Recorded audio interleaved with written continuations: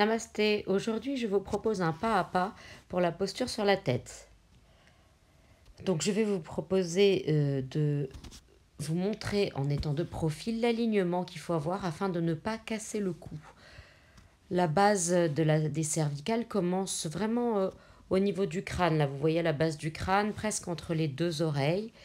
Et c'est vraiment important, le guide en fait pour votre alignement, ça va être la position des oreilles. Des oreilles verticales montrent que vous n'êtes pas trop sur l'avant du crâne et que vous êtes aligné de manière à respecter la courbe de la colonne vertébrale et précisément des cervicales. Donc des oreilles à la verticale, filmez-vous, demandez à quelqu'un de regarder. Voilà. Évidemment, dans la posture du headstand, il est vraiment important de garder ce bon alignement pour justement ne pas abîmer son cou. Il est aussi important de respecter les contre-indications, à commencer donc par les personnes qui souffrent de glaucome, pour lequel le headstand n'est pas recommandé. Bien évidemment, les personnes souffrant d'ostéoporose, pour qui le headstand est interdit ou vraiment sous haute protection. Les personnes enceintes également, parce que le centre de gravité se modifie plus le bébé grandit. Et si vous n'avez vraiment pas une pratique solide, c'est pas le moment de commencer à pratiquer le headstand. Et pareil, si vous avez de la tension haute, les inversions ne sont absolument pas recommandées. Soyez patient. Alors, plusieurs écoles, certaines vous diront de croiser les mains comme ceci. D'autres simplement de croiser les doigts et de venir poser l'arrière de la tête dans les mains. Honnêtement, essayez les deux, faites comme bon vous semble, je pense que les deux sont très bien. Mesurez également la hauteur. Les proportions sont importantes. Si le crâne dépasse de vos avant-bras, c'est peut-être intéressant de se dire qu'il faut mettre un support sous les avant-bras pour justement ne pas avoir tout le poids sur la tête et ne pas écraser vos vertèbres. Et inversement, si les avant-bras sont plus hauts que le crâne, mettez un petit coussin sous la tête pour que toutes les proportions soient respectées. Mettez les mains sur les épaules, gardez les bras parallèles et vous allez descendre les avant-bras en veillant bien à ce que les coudes soient en dessous des épaules. Vous allez maintenant entrelacer les doigts, donc de la manière 1 ou 2, comme vous préférez. Donc sentez bien le plat de la tête, pas trop sur l'avant. Hein. Demandez éventuellement à quelqu'un de regarder vos oreilles. Rentrez les orteils dans le sol et levez, comme pour un chien face en bas. Ou comme un dauphin plutôt.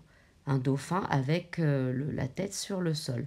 Essayez de rapprocher vos pieds le plus possible, de manière à emmener les hanches à la verticale des épaules. Plus le dos est vertical dès le départ, moins d'efforts vous allez avoir à fournir. Levez la jambe droite, restez quelques respirations et ensuite vous allez changer de côté. Je vous invite vraiment à ne pas kicker. Je sais que c'est tentant, mais on risque de se blesser, de se tordre le cou et c'est dommage. Redescendez, restez un petit peu dans la posture de l'enfant car parfois se relever brutalement, ça donne des étourdissements. Voilà. Donc maintenant que vous avez bien vérifié l'intégrité de votre cou, que vous avez bien localisé où était le plat de la tête, nous allons aller un petit peu plus loin dans l'exploration du headstand en utilisant des accessoires pour construire la force. La force est, je vous le répète, surtout dans les épaules et surtout dans les avant-bras, de manière à supporter vraiment 80% du poids du corps. Le sommet de la tête, il n'y a que 20%, pas plus. Donc reprenons nos mesures, je vous montre de profil. Croisez les mains, encore une fois, la version que vous préférez. Essayez les deux, celle qui vous convient le mieux.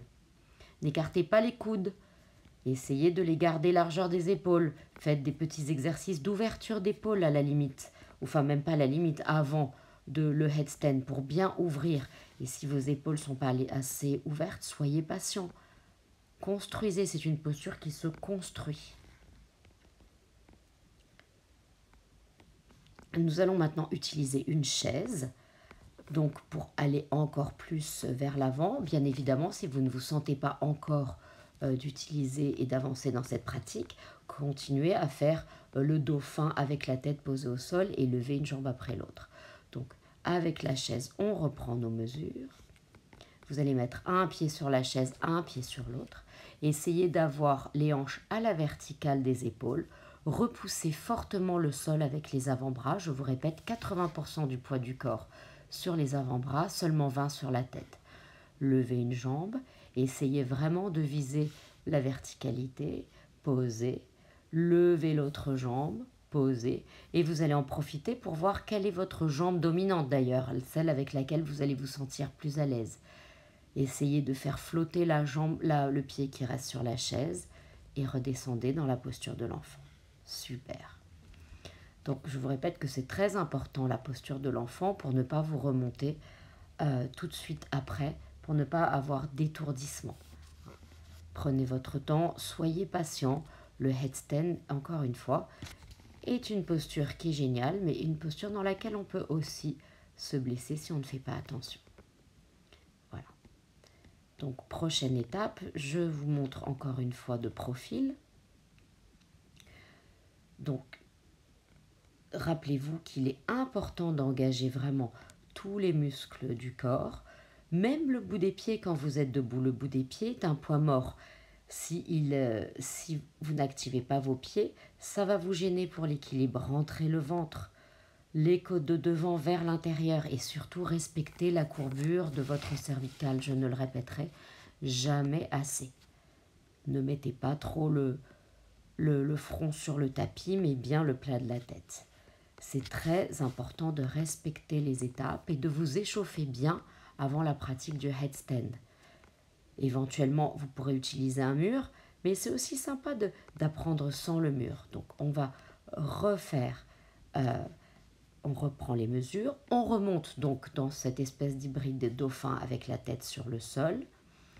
Rapprochez les pieds le plus possible, pliez un genou, ramenez le genou près de la poitrine. Restez comme ça. Et maintenant, ramenez l'autre genou près de la poitrine. Et reposez. Vous pouvez jouer avec ça un peu plus. Vous pouvez faire flotter l'autre jambe et vous pouvez peut-être essayer de monter. Tendez les deux jambes, restez en contrôle et toujours la descente en contrôle. Et revenez dans la posture de l'enfant. Vous pouvez bien sûr répéter l'exercice de la chaise, répéter l'exercice qu'on vient de faire plusieurs fois avant de passer de l'un à l'autre. On va recommencer une autre variation. Marchez les pieds, on ramène le genou droit, on ramène le deuxième genou, là on est en tuck, restez un petit peu et levez les deux jambes l'une après l'autre. En même temps l'une et l'autre, pardon. Et redescendez, posture de l'enfant. Et vraiment choisissez ce qui vous plaît le plus. Une jambe après l'autre, les deux jambes ensemble, ça dépend vraiment des gens. Chaque corps est différent, chacun va à son rythme. C'est important de respecter tout son rythme. C'est important d'engager tout le bas-ventre, les muscles fléchisseurs de hanche, de respirer lentement et peut-être même les deux jambes tendues. Un peu plus difficile, mais un excellent exercice pour construire la force. Et on respire. Le nombril vers l'intérieur, allongez le coccyx vers les talons, repoussez fort les avant-bras avec les mains, avec les avant-bras. Vous repoussez les avant-bras dans le sol, le moins de poids possible sur la tête. Respirez lentement.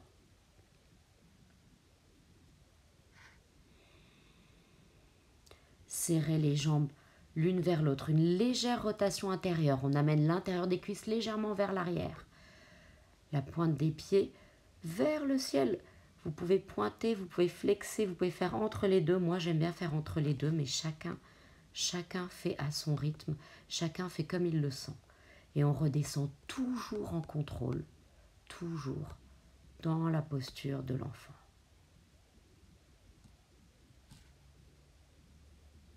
On va se relever, toujours doucement, pour vraiment bien respecter le rythme du corps. Vous allez venir dans le chien face en bas, ça permet de relâcher la nuque. Le poids de la tête fait que on étire les vertèbres dans l'autre sens après les avoir un petit peu comprimées. Voilà, j'espère que ce petit tuto, il y a bien sûr beaucoup d'autres exercices, mais j'espère que déjà avec cela, vous allez construire une base intéressante pour le headstand. N'hésitez pas à utiliser un mur si vous le souhaitez, bien évidemment. Ça, c'est comme vous le sentez. N'oubliez pas, allez pas à pas, respectez bien les contre-indications, respectez le placement des oreilles, construisez la force, pressez les avant-bras, ouvrez vos épaules. Vraiment, ça c'est très important. Je vous souhaite à très bientôt sur une de mes vidéos. N'hésitez pas à me laisser un commentaire ou à m'envoyer une question si le besoin s'en fait sentir. Merci beaucoup, namasté.